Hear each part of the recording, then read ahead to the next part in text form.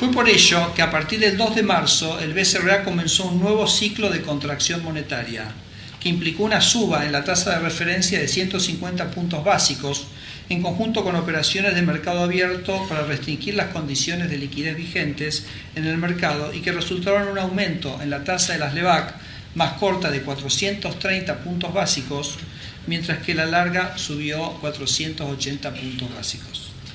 La persistencia de la inflación núcleo nos convenció que debíamos seguir firmes en esta postura y de hecho el día de hoy creemos que es indispensable mantenerse para acercar la desinflación a los valores que buscamos. El 1,4 y 1,2 de inflación mensual de mayo y junio volvieron a dar indicios alentadores, llevando la inflación interanual al 21,7, la menor, como decía, en 7 años.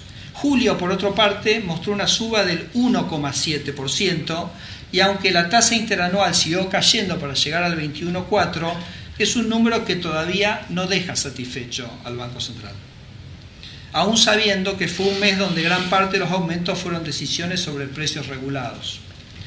Tampoco nos satisface el que la inflación de los últimos 3 meses haya retornado en términos anualizados a un valor cercano al 18%.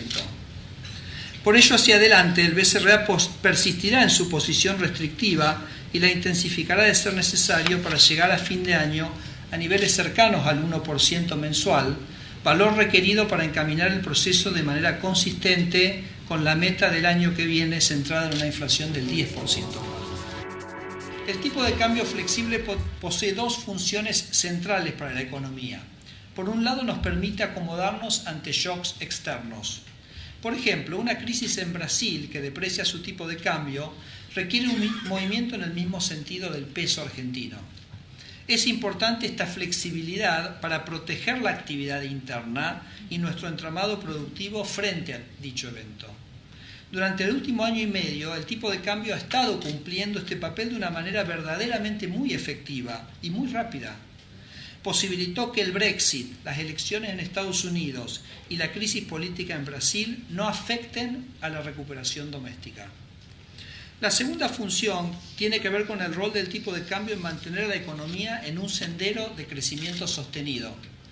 Por ejemplo, como decíamos en los últimos meses, se ha consolidado un proceso de reactivación en donde la actividad económica se encuentra creciendo a un ritmo del 4% anualizado.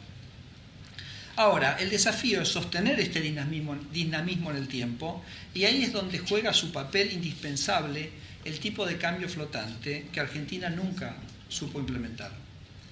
Es sabido que todo ciclo de crecimiento genera cierto impulso importador, máxime cuando lo que tracciona ese crecimiento son las inversiones que muchas veces aumentan la demanda de bienes de capital importados. Pero precisamente es el movimiento en la paridad cambiaria lo que permite que el sector externo se vaya acomodando ante esta situación de crecimiento en la demanda de importaciones y se garantice así la sostenibilidad en el tiempo de nuestra balanza de pagos. El tipo de cambio real, estos son con datos de ayer, creo, antes de ayer. El tipo de cambio real multilateral se encuentra un 23% más alto que el vigente antes de la eliminación del cepo. Y lo que es muy, pero muy importante destacar a la luz de la experiencia histórica argentina es que hoy el tipo de cambio real se ubica en un valor prácticamente igual al que tenía en esta misma época del año el año pasado.